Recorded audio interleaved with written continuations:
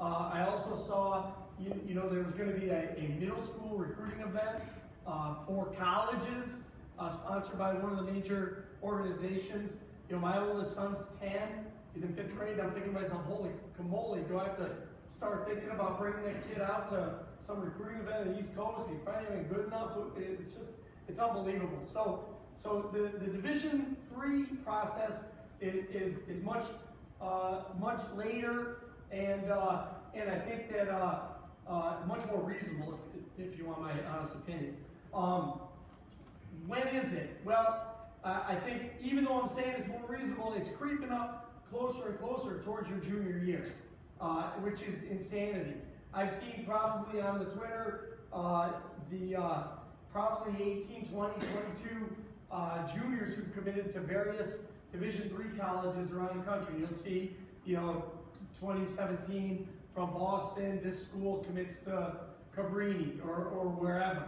So it's happening more and more. I can tell you that it's forcing the hand of the Division III guys sooner and sooner as well. We will probably, if we're doing our job well, we will probably have between 2 and 5 junior commits by May or June of this year. We feel like we'll be, if we're doing well, we'll be up to that level.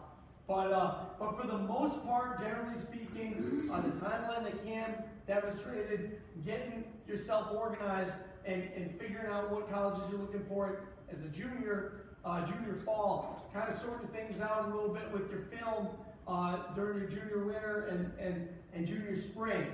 That summer's huge.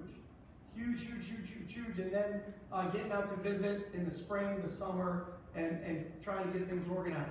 Lots of schools, us in particular, and us in addition to a few others, are looking to try to get early decision candidates. Early decision, for those of you guys who are kind of fairly new or forgot from when you were in college or whatever, is when you make a binding pact with the school to apply early decision, and that usually comes in by November 1st. So for us, to give you some perspective, on ours, we had 10 or 11 early decision commits and applicants, in our first go. And then we had 2 ED2. There's also ED2, which happens in January. So we had a couple ED2s. Colleges, the quicker we can get done, and this is what's happening all over the place, the quicker you can get done with one class, then you can start on the next and try to get ahead, and maybe that kid likes you and he's set and he wants to go to your school. So that's kind of just a roughed out version of the timeline. But I thought Cam's demonstration of what he did was terrific, with the exception of where he chose to go to school. But I'm just kidding. But mostly.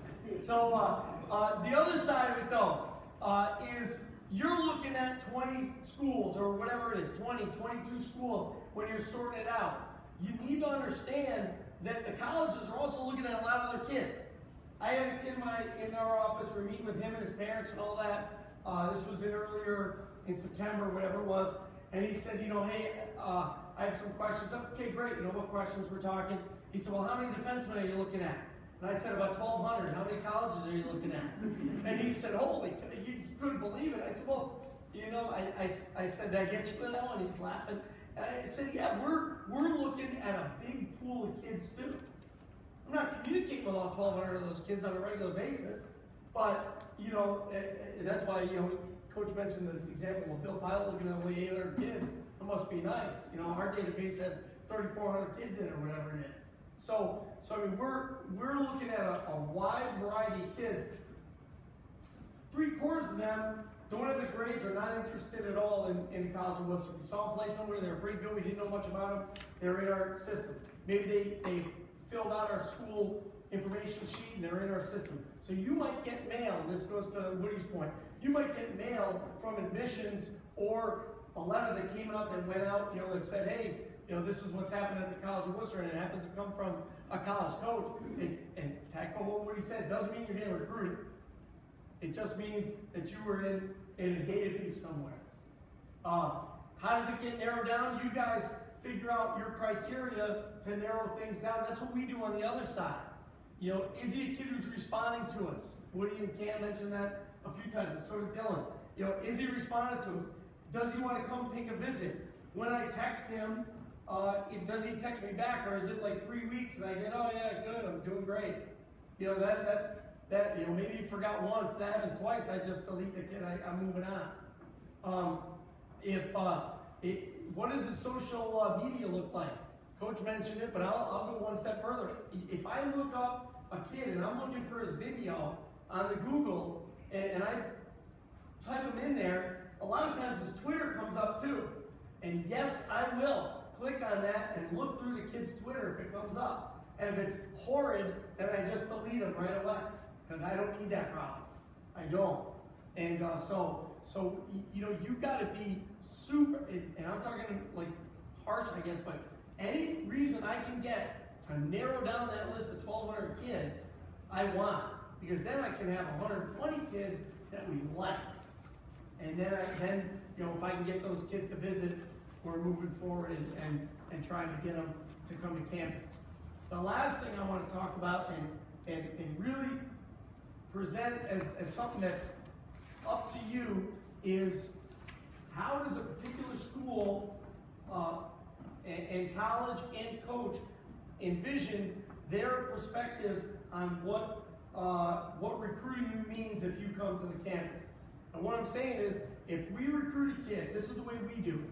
If we recruit a kid and we see him play and then we get to meet him and they come to campus and everything's great, we're either going to tell that kid very upfront, as Dylan mentioned, look man, you're a super kid, we like you, you're a nice player, if you come here you can try out, but I can't make any promises. We'll tell them that flat out. Or we'll tell a kid, hey look, you know, if this is where you wanted to come, we like you, this is where we want you to be, you got a guaranteed spot in our team as a freshman. You got to earn it after that, you know, but I've never cut a kid after that point as a sophomore, junior, or senior who we made a commitment to in the freshman process. And we do that to take the uncertainty out of there for a kid, because you're 17 years old trying to make a decision that's going to, you know, be very impactful for the rest of your, you know, 4 years for sure, and probably after that. We want you to know that if you choose us, you got a spot on our team, but you're going to be on the team, unless you engage in armed buffoonery, and then we'll tell you, no, not a chance.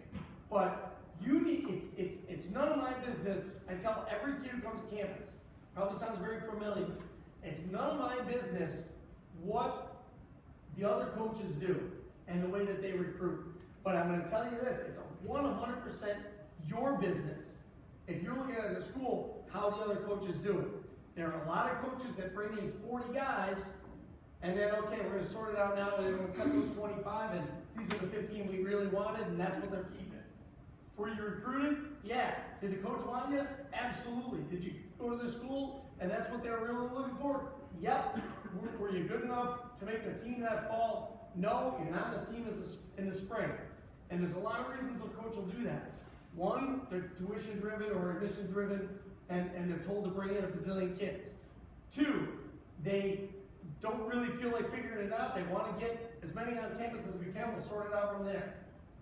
Three, I like you, I like you, I like you. I'm going to figure out one or two, or which one of you are the best.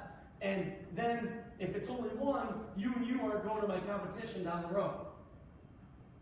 So there are a lot of reasons to do it. We don't roll like that. We try to be, pardon me, we don't function that way. But there are a lot of folks who do, and it's very, very, very important for you to figure out which ones do and which ones don't, and to ask that question. If I come here, am I going to be on a team next year? Yeah, how do you do it? Am I trying out? Do I make a commitment? Use that terminology, because it's very important. It's very important, and it's really a big part of the recruiting process. I would say probably more so in Division III than Division I, but I don't know. I've never coached Division I. Coached MLL, played Division I, but coached Division III. So, I don't know how it works there. I do know that at my Division I college, where I played, we all sat out in the hallway, 19 of us freshmen, and the coach had meetings with us, and a couple of those kids got caught. They were like, wow, we're going to find out if we made the team. And I was like, well, I sure as hell better made the team. I didn't come here not to. But some kids were freaking out and kids got caught. So you have to figure out what pool you're jumping into, because it's your responsibility to go in there eyes wide open. So those are just some facets of the recruiting world that from the college end you might want to be aware of.